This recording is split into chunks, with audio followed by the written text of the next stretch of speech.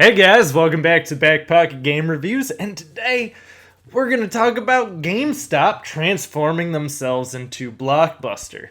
And not necessarily in the sense that you think of. It's not like all of a sudden they're going out of business and dying because they became irrelevant. That's going to be a much slower process for GameStop.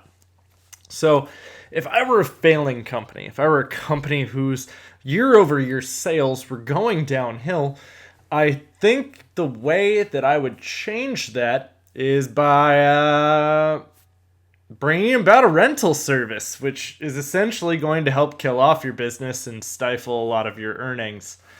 But yeah, good work, GameStop. So GameStop is now introducing, and this is leaked information, by the way, they're introducing what's called the GameStop Power Pass. Of course it is. Power Up Rewards card, power to the players, power to us ripping you the hell off. So what is the GameStop Power Pass? Now, it has like its good side and its bad side, and really implementation of this is going to be the real deal breaker or success for this particular, we'll call it venture for GameStop. So it's $60 for 6 months. You will pay $60, you will get 6 months of pretty much renting unlimited games. You'll be able to rent any pre-owned game that you want. Doesn't matter when it was traded, how new it is, nothing. None of that matters. So here's your upside and your downside that we'll get into in a second. But it's limited to used games. So only used. That doesn't mean that you can go in there that same day. Oh, I'm going to pick up a copy of Assassin's Creed. No, you might be waiting a week or 2 weeks to get a copy of the newest game. So at that point, it still doesn't really compete against a company like GameFly or a service like GameFly, especially if you were one of the first people to request that game from GameFly, because you'll get it pretty quick then. So it is really interesting to see GameStop bring this model about. I assume this is going to somehow tie to your rewards card.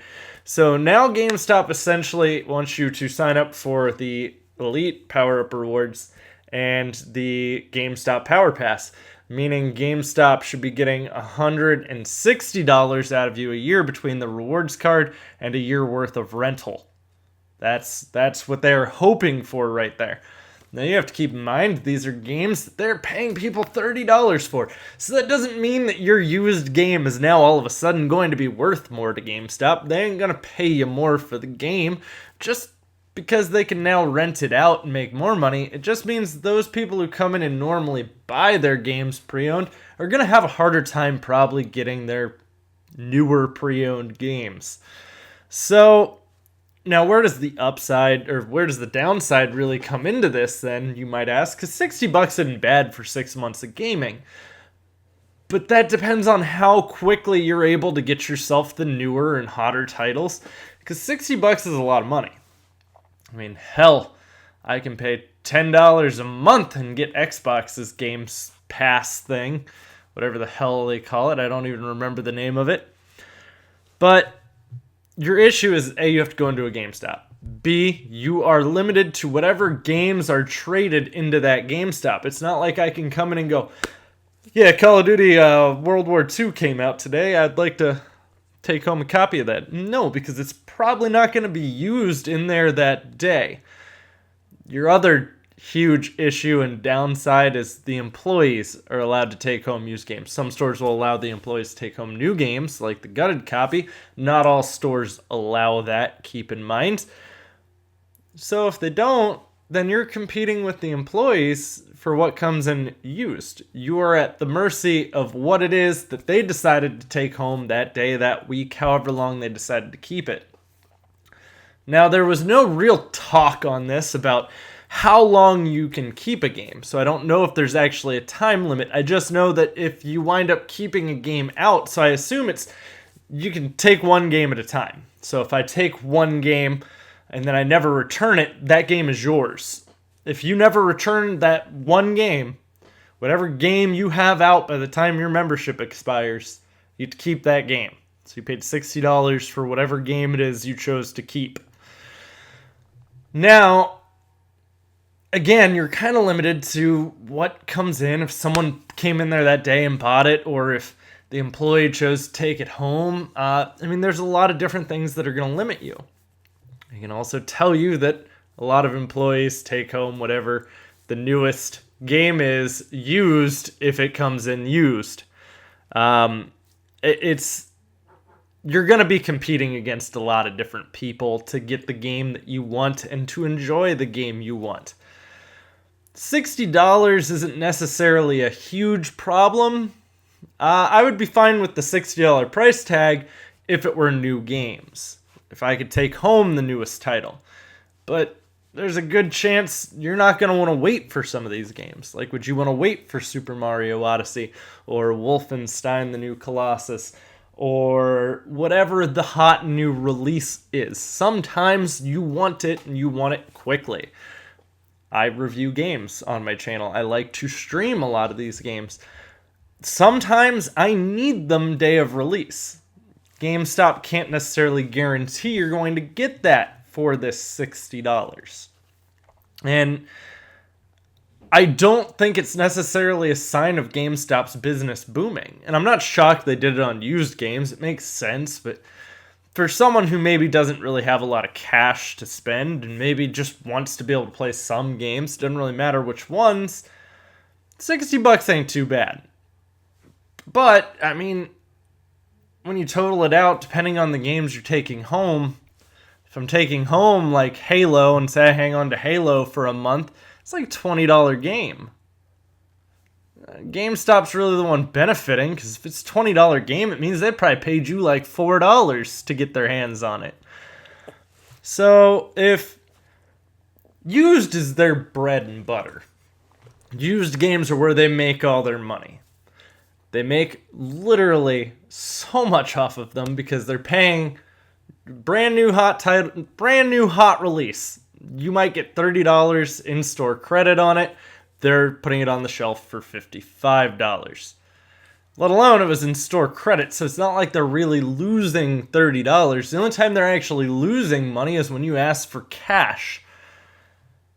So it's kind of hard to really say how this is all going to work out and if this is really going to help GameStop financially. I cannot see this helping them financially, to be honest. I think if anything, it's probably going to hurt them financially.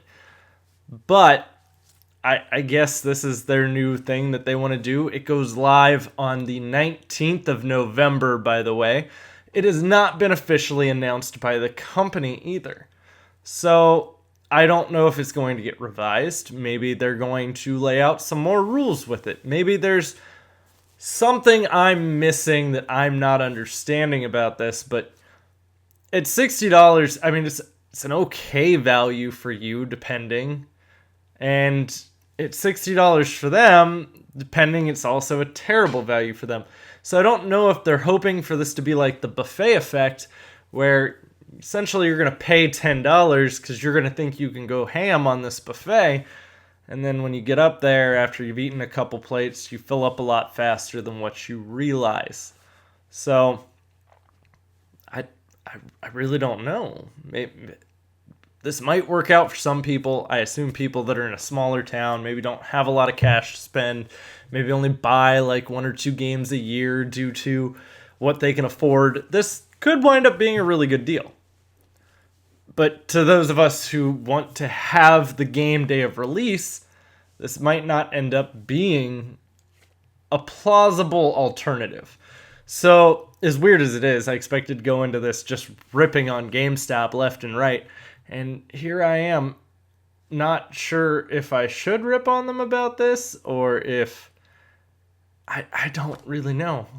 There's a part of me that wants to make fun of them because it sounds like a terrible idea. And I really feel like rentals didn't save Blockbuster. Blockbuster died. It died a terrible and tragic fate. GameStop's kind of started to follow that trend where year-over-year profits have just been down and digital games are starting to become a huge norm nowadays. And you've got a lot of the bigger box stores like Best Buy and Amazon, Target starting to compete in GameStop's market. So used games are really the only niche that GameStop has now to separate them from those other retailers and online stores and services, such as GameFly also, which is now they're kind of aligning themselves to compete with them. I don't know. It'll be really interesting to see how this plays out. Let me know what you think of it down in the comments down below. Maybe I'm just being a skeptical jackass about it, but I honestly don't know.